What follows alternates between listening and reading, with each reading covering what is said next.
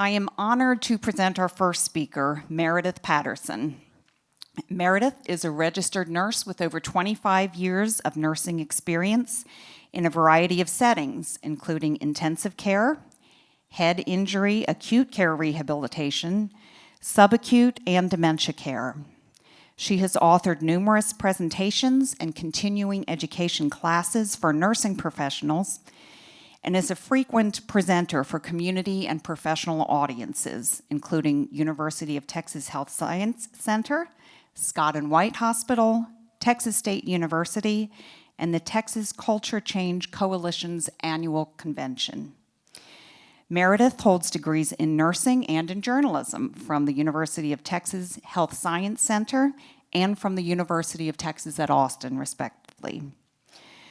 Certified in rehabilitative nursing, she is past president of the Association of Rehabilitation Nurses of San Antonio and has served as a reviewer for the Journal of the Association of Neuroscience Nurses. She is co-founder of BRAINSTORM Mind Fitness, an educational company on brain health, and her book, The Pillars of Brain Fitness, was published in 2016. That is a lot. So we have a well-qualified Meredith. Let's hear what she's got for us today, presenting the Optimal Brain 2021 version. Thank you, Terry. Hello, everyone. So nice to see you. And thank you, Eden Hill, for hosting this marvelous symposium. It's so nice to be able to present in my own backyard where I live right here in New Braunfels, Texas. So, as Terry told you, I am a registered nurse, and my clinical interest has been, for the most part, it's actually more like 3 decades than 25 years, Terry, mostly in neurology, in all aspects of neurology, including dementia. But I'm one of these persons that likes to ask questions about why and how the brain works. And my passion is studying the brain. I was a nerd before it was kind of cool to be a nerd, and I read brain books for fun. And I feel like my job is to help educate people about what makes your brain work better and what works against it. And to this end, I've discovered that many people are hungry for this information, and they want to know, they want to have that information. They want to know what they can do to minimize their risk of having dementia in later life. So the first thing that I did, and if you guys can go ahead and put the slides up for me.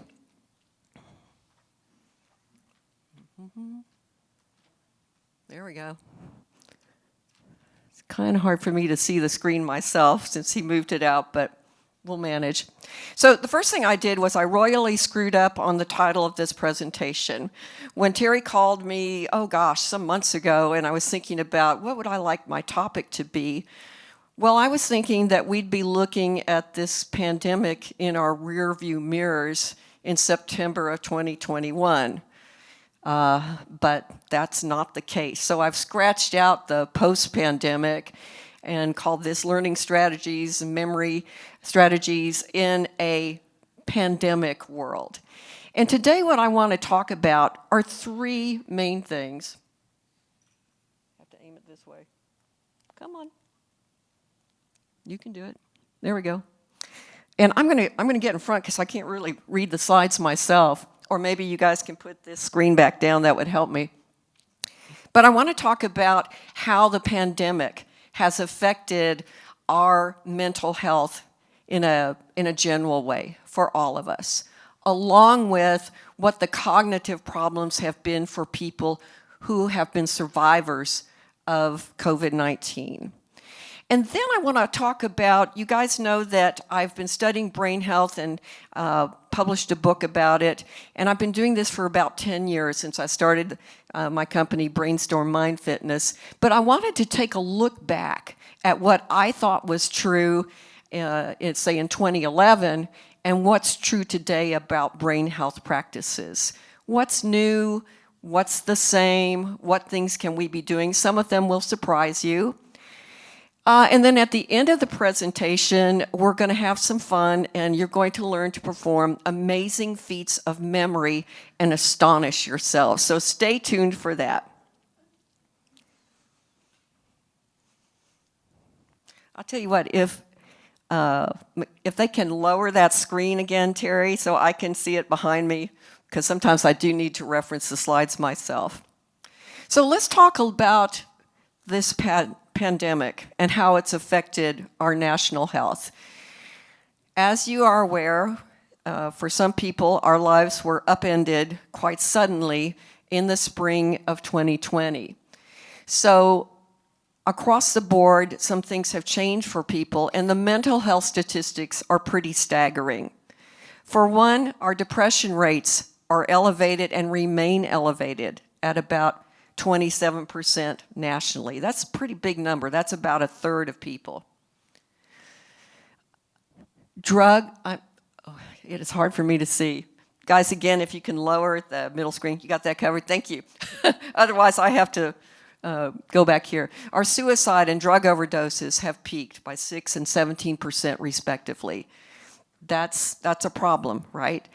And it doesn't surprise me, because so many people are affected by, there we go, pockets of people who had their lives upended. And you don't need me to tell you this, but certainly people who lost loved ones due to COVID, people who lost their livelihoods, perhaps their businesses, people who were parents and teachers and kids, and suddenly they were faced with going online for their education. And I don't have to mention, I hope, our dear, dear healthcare givers and our healthcare professionals who have worked their tails off during this pandemic. They are the heroes and should be recognized as such. They are unsung heroes every single day.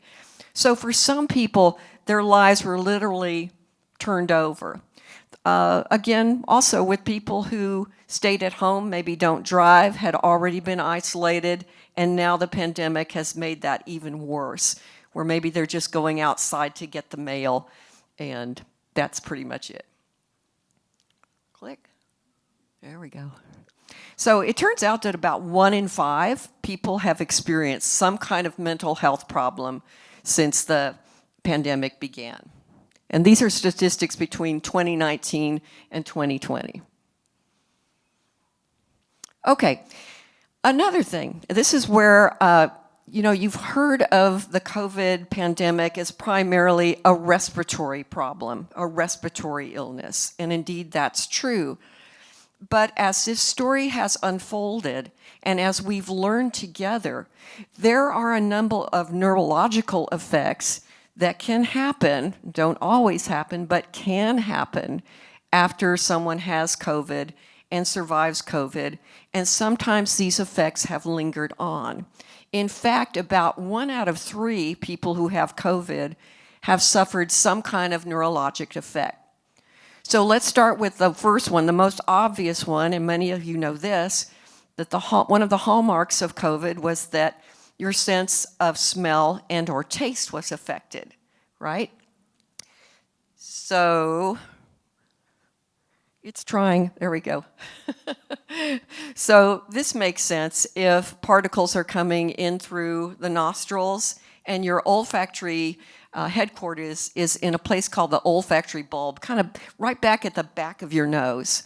So that was going on, and people lost their sense of smell and taste, so much so that it became one of the symptoms that we used to diagnose COVID quite quickly, more than other factors like respiratory symptoms. Okay, the other things that we're seeing that have been troubling is people are reporting that they have memory problems, that they kind of have brain fog, that they feel kind of fatigued all the time. They're just not quite themselves. So what's going on with this? Well, early in the pandemic, we thought that the brain itself and that the neurons supporting the sensory systems, that they were being infected. But actually, with pathology reports that we're seeing now, and again, this is a lesson that we are learning together. We're learning that it's not so much an infection, but that people are losing neurons in the sensory system. And that's kind of scary. Anytime you have a loss of neurons or damaged neurons, so in the sensory system that governs taste and smell, those neurons are unable to support what needs to happen to transmit that sense. Oh, thank you so much. Things are happening now. Now I can read.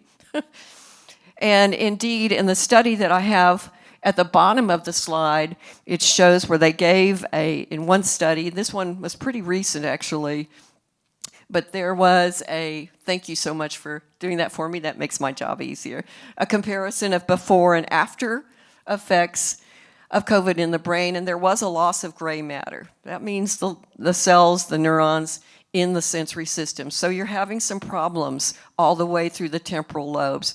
Therefore, you're having some of these brain and cognitive studies.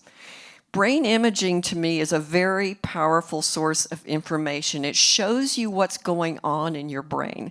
And this is pretty powerful evidence. Again, it's a story that's unfolding as we go along. Now, let's talk about what happens when we have so much stress and we have pathogens and our nervous system kind of goes crazy. So you have both this COVID infection, which you may or may not have, and you're also quite stressed by the whole situation. It affects these cells called microglial cells. And what those are they are the cells that are the first responders for your central nervous system. If something goes haywire in your immune system, these guys get activated. And their job, if things are pretty healthy, is they prune out synapses or connections between neurons that you don't actually need so that your brain works a little more effectively. Well, if you do this too much and they're overactivated, that causes a problem because now we are interrupting synapses or connections that we need to have. That's why you're not thinking as well. That's why your thinking is fuzzy. That's why you're feeling pretty depressed about it. Maybe you say, you know what, I was fine during the pandemic. Absolutely fine. It's like it didn't happen to me. I didn't lose my job. I didn't lose anybody due to COVID. I'm clicking. There we go. You were physically well. You suffered no financial loss. But you got to own part of this too.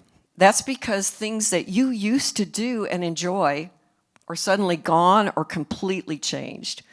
I don't know about you, but it will be a happy day for me where I don't have to hear the word Zoom in my life again.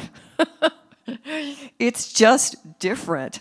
So you used to go and enjoy times in restaurants, at movies, at gatherings, having people come over, going on vacation. And all of a sudden, if you can do these things, it's a little different. And everybody's wearing their masks. You can't really see them. And it's lasted a long time, hasn't it? We're going on, 20 months or so? It's like this annoying thing, a cloud over our heads in the background. So even if you are okay and your life is going on and you're not really suffering per se, things are still kind of lousy, aren't they? When you have stress of any type, particular parts of the brain are affected. Now, this can be the stress of what you're dealing with COVID, or it might be the stress of you taking care of somebody who has Alzheimer's at home with you. To me, nothing's greater than that stress. It is every day, 24 hours a day. And what happens is, particular parts of the brain that you really need to have up and running, they start to shrink a little bit. Particularly this structure called the hippocampus. The hippocampus is the seat of all new memory. It's where new learning takes place. It's what allows you to come here today, listen to information, and take home with you and sort of consolidate that information.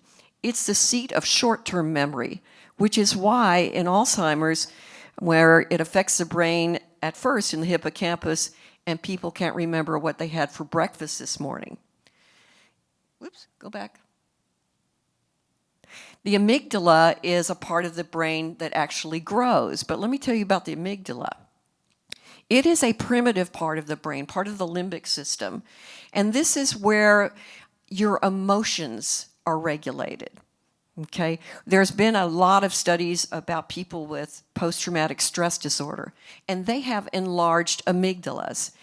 It is the part of the brain that won't let you forget, for example, where you were on September 11th, 2001. So if it's something emotional, it enlarges that part of the brain, and suddenly you are a person that has mood swings like this. You're not a happy camper. You're up and down. You don't feel grounded at all. And then the prefrontal cortex, oh gosh, that's what makes us higher level human beings. The prefrontal cortex is the biggest part of your brain. It's up here kind of by your forehead. It's the last to develop in human beings. And it allows you to set goals, to get yourself together so you could come to the symposium today, to accomplish your to-do list, everything you need to do to run your life efficiently, even if it's to follow a recipe. So it's not good that the prefrontal cortex is affected. So what I want to do now, after that depressing little tidbit for you, is to look back. Like many of you, the pandemic was a time for us to reflect a bit and kind of take stock of where we are in life and do some baking and cleaning out your closets and all that kind of stuff. So what I did was I looked back at the factors that I identified or that were identified by other people smarter than me as lifestyle practices that affected the brain. And then I fast forwarded a decade to see if that's still true or what's new and what's different and what stayed the same. So in 2011, there was an international conference for Alzheimer's. The annual Alzheimer's conference is held in Paris, France. And back then, there was a paper presented that garnered quite a bit of publicity because it identified modifiable risk factors, 7 of them, that the researchers felt affected a person's maybe their susceptibility or their chances of having Alzheimer's were higher. And these were the ones that they listed. So it was diabetes, hypertension, obesity, smoking, depression, and cognitive inactivity. Okay, so 1, 2, 3, I think there's one more actually. There we go. Physical inactivity. I know there's 7 of them. So based on this, we had certain categories that we identified as, well, if we worked on these things, we could make our brains healthier. And indeed, the researchers at this time felt like it might affect up to 50% of Alzheimer's cases in this country, which would be huge. Well, fast forward now to 2020. I'm clicking, there we go. Now we have another report published by LANCET, which is a journal, well-respected journal that is peer-reviewed, has been around forever. And conveniently for me, they commissioned a group of scientists who looked at all of the studies, because you know, you don't want to look at just one small study, you want to look at a compendium of studies, see what's true, and they identified what they felt were risk factors. Now, they added a few more. There's 12 of them. Moreover, they identified the risk factors in terms of where you are in life. So these are kind of interesting. The key points they took away is they felt that if you could modify these 12 factors, or most of them, we could prevent up to 40% of dementias. Those are pretty strong numbers, y'all. But you got to be ambitious about prevention, and it not only depends on you, but somewhat on our public policy. So let's take a look. Okay, here they are by age group. So early life, that is, early life is a lot of people. People say roughly under 45 years old. And the one risk factor for them was less education. Now, why is that? That's interesting, isn't it? Well, there's this thing called cognitive reserve that we hear about in the literature in dementia, which in some studies has shown that people who were more educated, had more skills, had learned more in their lifetimes, were a little better adept at circumventing Alzheimer's, delaying it, or maybe the neurons could route around the damaged areas, things like this. Now, every time I've said this, people have said, well, you know, my dad was a physician, and my mother was a PhD, and that's true. It's not going to completely prevent it. However, the researchers felt like it was important enough to include on these risk factors. I would argue that it's not just that you got that PhD 40 or 50 years ago. You know, if it was a long time ago and ever since then you've just been watching sitcoms and drooling in a bucket or something, well, then, you know, it's not going to do you much good. You have to keep learning. That would be my argument to that. Okay, let's go to midlife, which they group as 45 to 65 years old. And here were the factors that they included. The first one being hearing loss. And Terry, I'm so delighted that you have someone speaking and addressing the effects of hearing loss and with its relationship to Alzheimer's.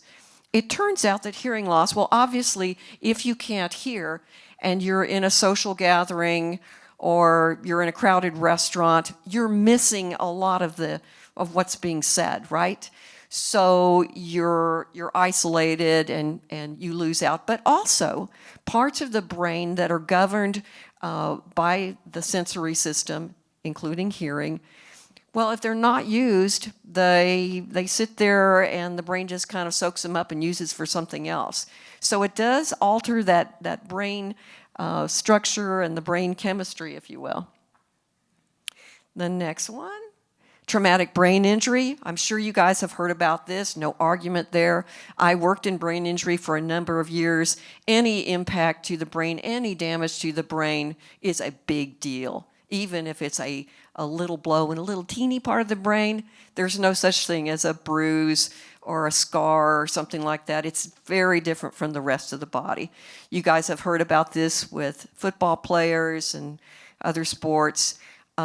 TBI is a big deal and sets you up for problems later in life and also oftentimes sooner, like manifesting dementia, say in your 50s. All right, overuse of alcohol. And now, I didn't say this, the researchers did. I thought they were pretty generous because they're giving us up to 21 drinks a week. Woohoo! So enjoy your wine. Alcohol in and of itself, abuse of alcohol definitely can lead to a type of terrible dementia that presents much like Alzheimer's, and many times it's diagnosed just through family history.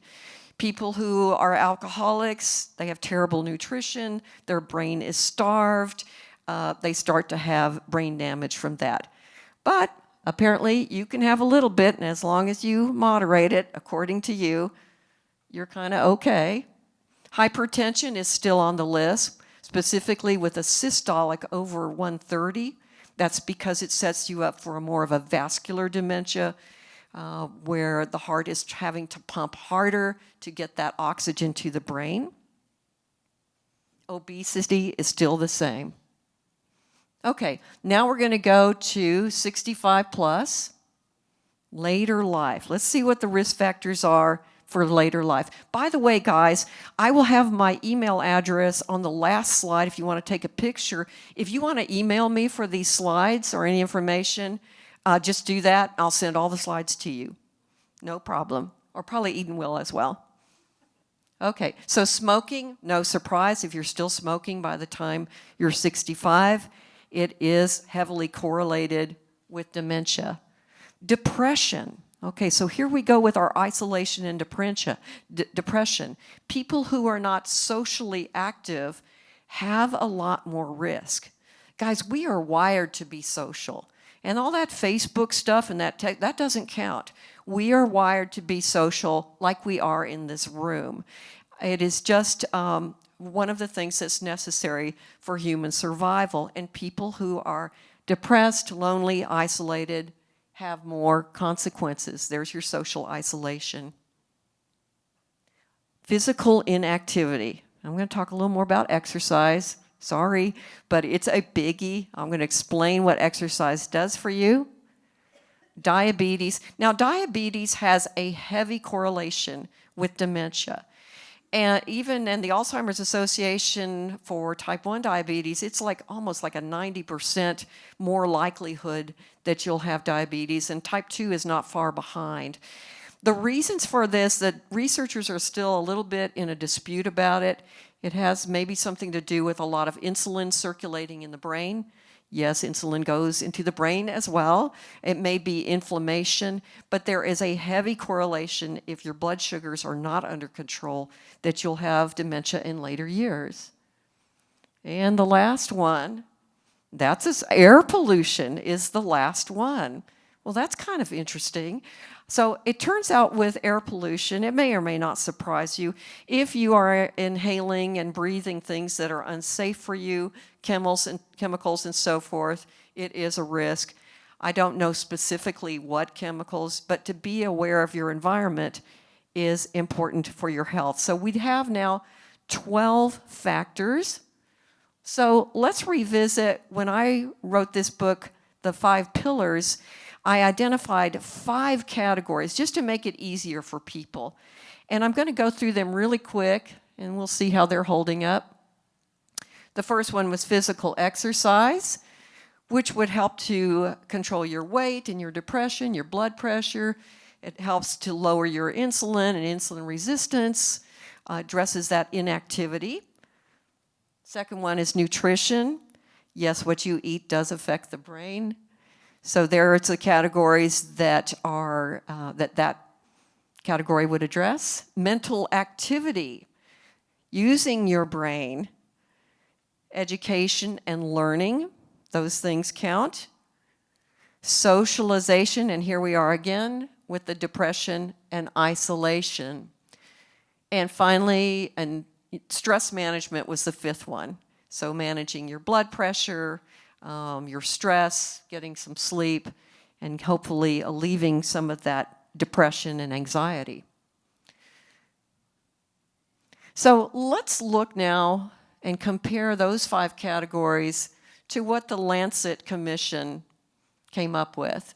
So there's my 5 pillars. What's left after exercise, nutrition, mental exercise, socialization, and stress management? Preventing head injury. Okay, so we're wearing seatbelts, wearing our helmets, being smart about things.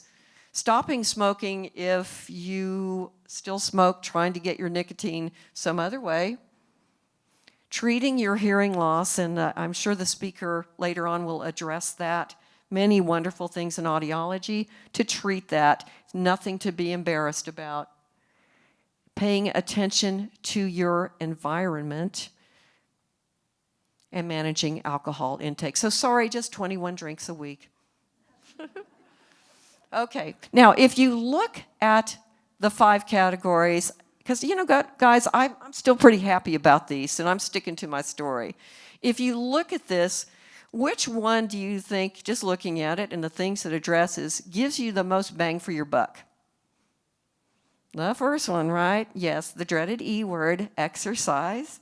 I'm going to tell you why. If you're doing one thing that will help you with your brain, it's still exercise. And Dr. Burns and I have had many a discussion on this topic. You can ask him about it too. So let's talk about how exercise helps the brain. I don't want to come up here and say, okay, you need to go walk 20 minutes away. You need to know why you're doing this. How is it helping you? So again, different things. Number 1, the oxygenation. We're carrying more. Your blood flow is improving. Your blood pressure is lowering. You're getting those good, healthy red blood cells. Your brain is a hungry, greedy organ. It consumes, 20% of the oxygen supply of your body. So you need to feed it with good oxygenation. You're going to, through exercise, and I'll talk about this a little more in a second, when you exercise, you express a protein that's from a gene, and the protein is called brain-derived neurotrophic factor, or BDNF. And it's kind of a magical chemical, if you will, that we naturally produce. And I'll show you in a minute how BDNF helps your brain immensely. And then exercise helps to maintain our brain's very architecture, its density, its volume. So let me just do a little deeper dive here. Let's talk about oxygenation. So again, your brain requires oxygenation.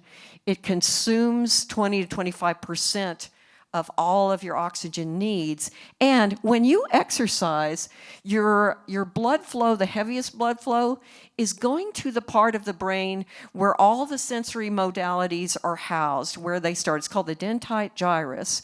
And within it is that hippocampus, that seat of new memory.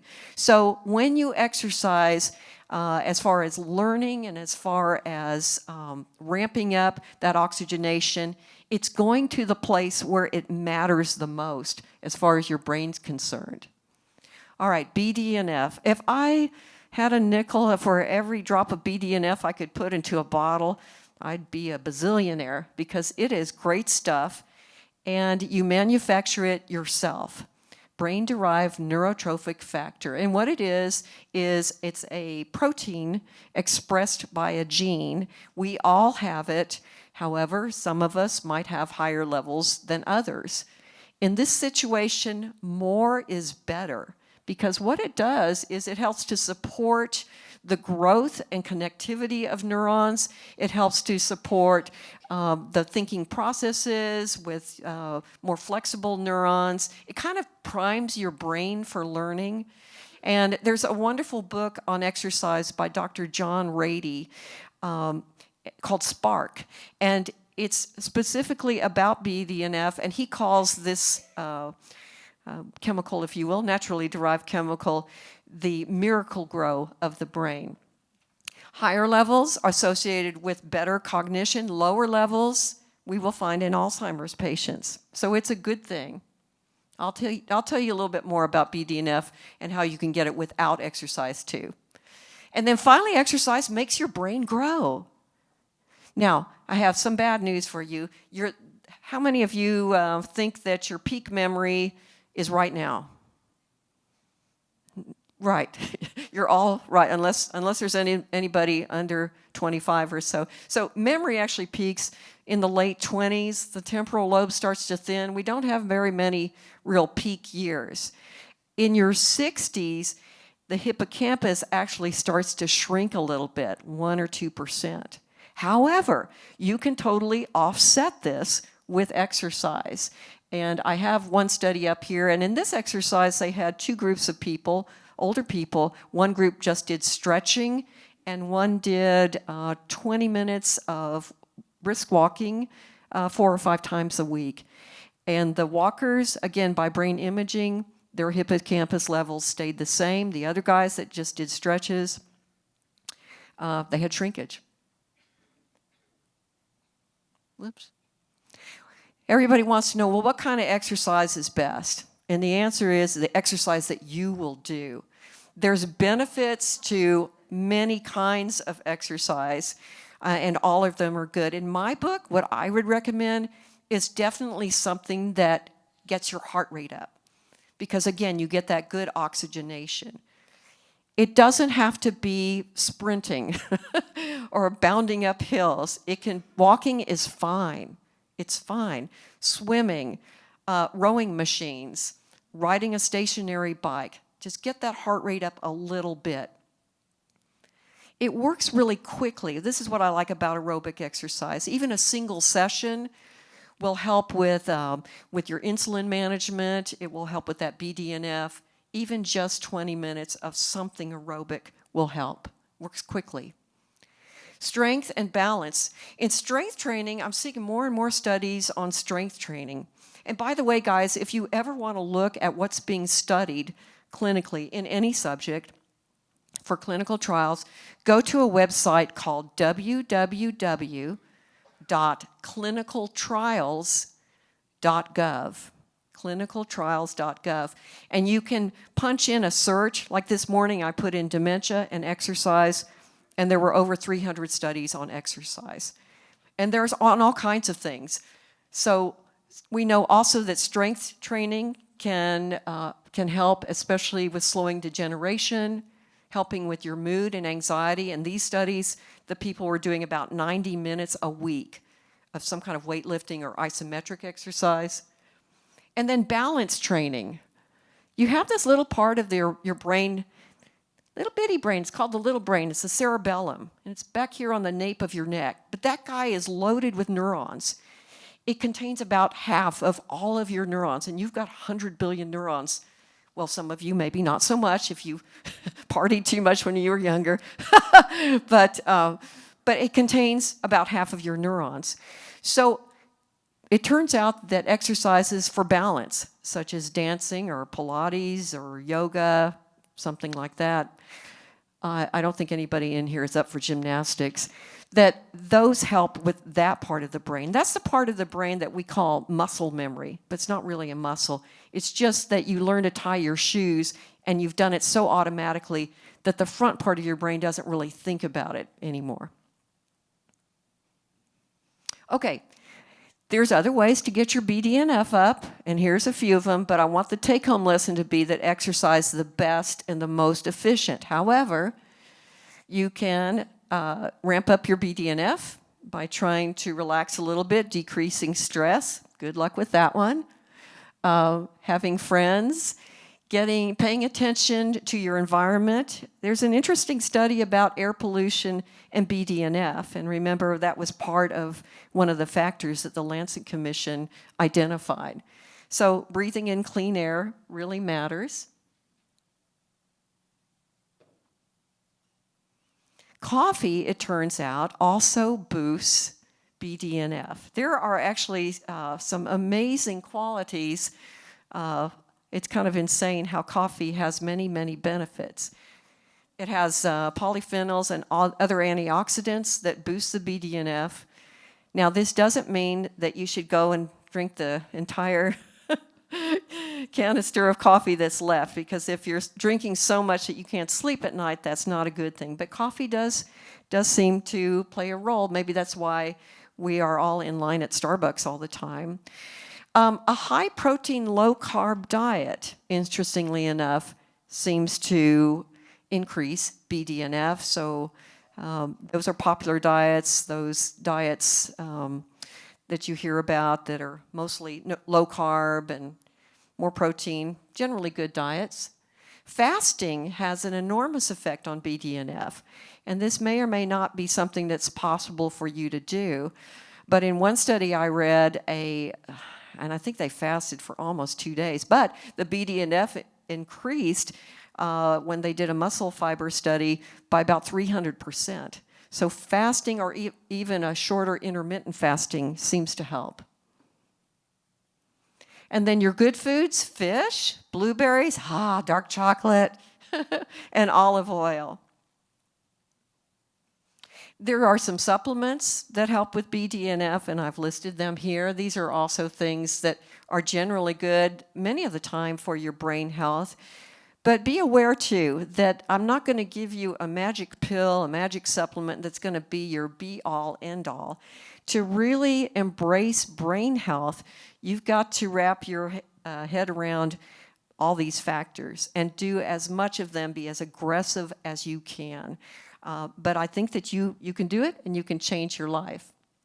All right, now we're coming to the fun part. So now I'm going to teach you some memory strategies that you can take home today. How many of you have a trouble remembering lists? You know, like your grocery list, I left it at home, I'm not going to remember anything. Remembering names of people, yeah, okay. Remembering where you put things, yeah. We spend a lot of time looking for things, right?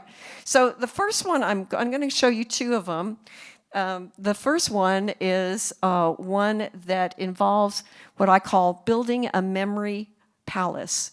And this is from a book from some years ago, Joshua Foer's book, Moonwalking with Einstein. It's a wonderful read. And it's a story of a journalist, true story, who began to study these people who enter memory championships. And it turned out that these people who can remember like a whole card deck in random order, that they're not really memory savants, that they learn techniques to remember. So he undertakes to learn them himself, and he won the memory championship in 2005, and this was his story. So the method that he uses that sticks really well is one in which you create a house or a place in your head with rooms, and you place the items that you want to remember in those rooms. Now, you remember better if the object is also accompanied by some kind of sensation, and it can be visual, it can be a smell, and it can be as outrageous as possible. And I'm going to give you an example. So in the book, they came up with a list of some items here, and they're kind of weird items, but this was the list that they used, so this is what we're going to remember. You ready? Okay, the first one, pickled garlic. Okay, that's kind of a weird thing. The next one, cottage cheese. The third on the list, smoked salmon. Number 4 is 6 bottles of white wine. The next one is 3 pairs of socks, doesn't give us a color. Dry ice. A snorkel. I told you these were really random, unrelated things. And then to email somebody named Sophia. So here's how we're going to remember these things.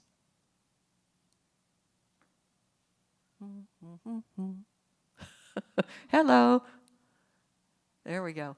We're going to build a memory house. So I want you now to imagine in your mind a house, or it can be an office or a church or some place that you are familiar with, inside and outside. And it's, as long as it has an outside entrance and some rooms, you know, a kitchen, a bathroom, a living room, that kind of thing. Okay? Got that in your head? All right. And now we're going to walk through the process of placing each object in a particular place. So I've got my house in my mind. I pull up in my car and my mailbox is opened. And inside my mailbox, I can smell this strong, strong garlic smell. And it's in a jar, and it's out in the Texas sun. It's been baking all day. Woo! So that's my first item. I put it in my mailbox right by where I'm pulling up into my driveway. Now, cottage cheese is the next one. So now I'm walking up to my porch, my front porch, to go into my front door. On my porch is an enormous vat the size of a hot tub. Now, put somebody in the hot tub of cottage cheese. It's your fantasy. So ladies, I used to put George Clooney in mine, but I think I'm going to go with Brad Pitt today, okay? Guys, it can be, I don't know, Pam Anderson, it can be Beyonce, it can be that hot barista at the Starbucks. This is your fantasy. Put somebody in there. There's Brad Pitt. He's waving at me from the cottage cheese. How you doing, Brad? And on we go. I go into my house, and I enter my living room. I have a grand piano in my front room, and it's open, and on the strings is resting, whew, again, that smell. It smells like fish. It's resting a bag of smoked salmon. And the scent is kind of wafting up from the piano strings. I go over to my sofa in the front room, and on the sofa are 6 big glistening bottles of white wine. And they are animated like a bad Disney film. And Miss Chardonnay is talking it up with Mr. Pinot Grigio. And they're all just having a great time, and there's music in the background. And the wine bottles are having just a wonderful party. On the arms of the sofa, above the wine bottles, are 3 pairs of socks. So now I've got the salmon going on, and I can kind of also smell those stinky socks. 3 pairs of socks. Now, I go into my kitchen, and I look into my sink, and I see these billowy, kind of smoky clouds coming out of the sink. And it turns out there's a big block of dry ice in there. Come on, you can do it. There we go. Then I look a little further, and who's in the dry ice trying to fight his way out but a scuba diver with an enormous snorkel mask on his face, trying to make his way through my little sink full of dry ice. I look over to my dining room table and think of someone named Sophia. So what comes to mind to me is the famous actress Sophia Loren. There's Sophia Loren, and she's on my computer sending an email.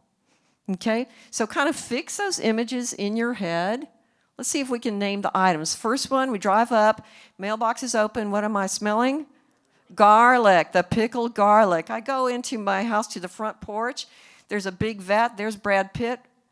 Cottage cheese. I go inside my house, and in the piano strings, also a very strong smell. Package of smoked salmon. On my sofa's a little wet because there are 6 white wine bottles, okay?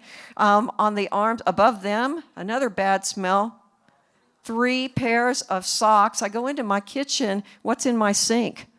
Dry ice and a snorkel. There's that scuba diver with the snorkel. I look over to the side, and who's at the kitchen table? Sophia Loren writing an email. Okay.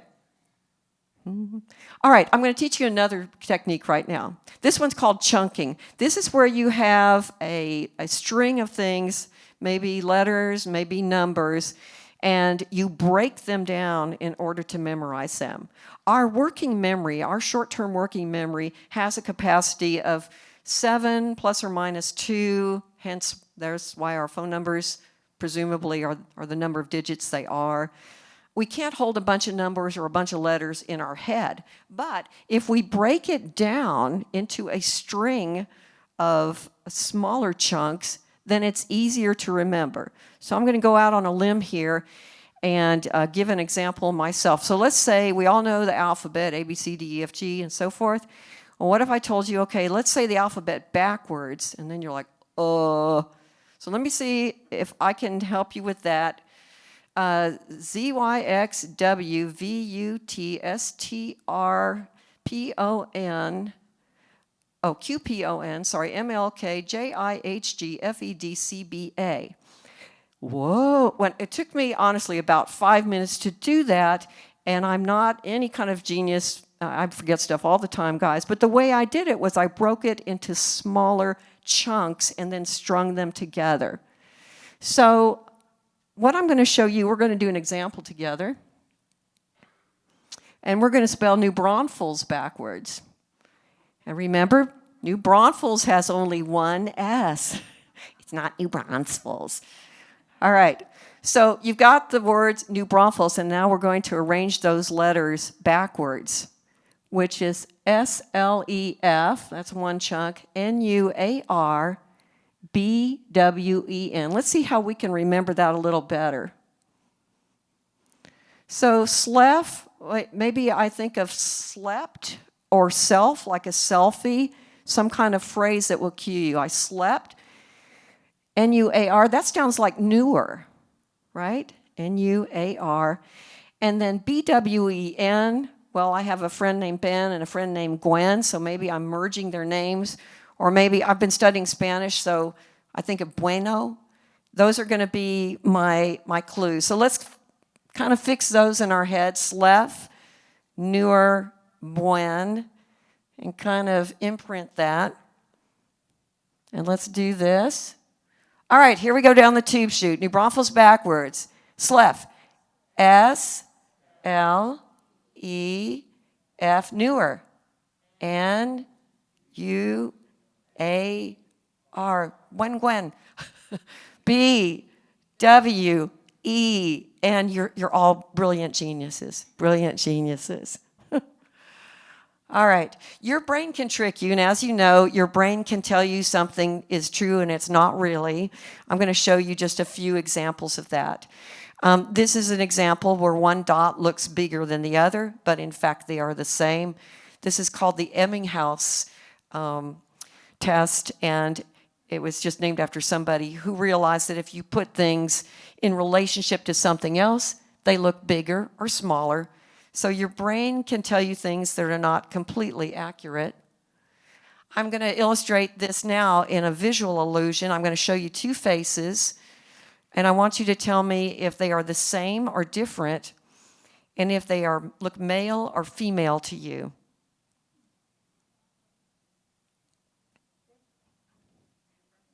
They do look different, don't they? Which one looks more female? The one over here? And the male one right here. In fact, this is the same face and the same person, but we associate maleness with maybe a darker complexion and a female with more fair. So just with a little change in the tone of the black and white, it's thrown us off. Okay, brains look for patterns, and this is a famous example. It's called the THATCHER illusion. It's where the faces of someone are put upside down, and they look kind of similar, but there are differences. So I'm going to show you an example of two faces, and you tell me if you see differences between them. All right, so who we got here? Is it the same guy?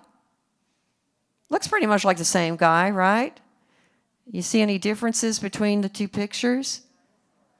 Okay, eyebrows, yeah. But he looks pretty much the same. It looks like he's smiling. He's in a good mood. Looks like a pretty chipper-looking guy, right? Okay, I'm going to put the images so that they're right side up now. Ooh, Halloween is coming. So what is going on here? Now, this was originally used as an example using images of Margaret Thatcher. You want to see the pictures of Margaret Thatcher, don't you? Sure you do, because they're on the next slide. So there's Margaret. She looks kind of scary. What's happening is they are changing everything, but the mouth and eyes are kept the right side up. It's hard for your brain to interpret that when you look at it. So again, you know, when you're looking at something, especially something visual, it may or may not be what it actually looks like to you. Your brain is always looking for patterns. It's trying to piece together something it recognizes. All right, one more time. What were the 8 items on the list? I'm going up to my mailbox. What's in it?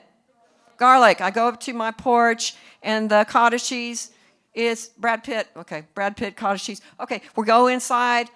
There's the piano. What's in there? Smoked salmon. The sofa. 6 bottles of white wine and 3 pairs of socks. Go into the kitchen. What's in the kitchen sink? Dry ice. And the snorkel. And who's at the table? What's going on? Email Sophia. You are all geniuses. All right. Yeah, you got them all right. All right.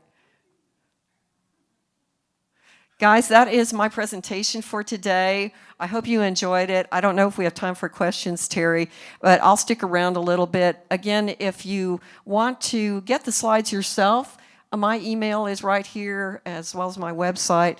And if you would like the slides, I'll send them right to you. Thank you so much.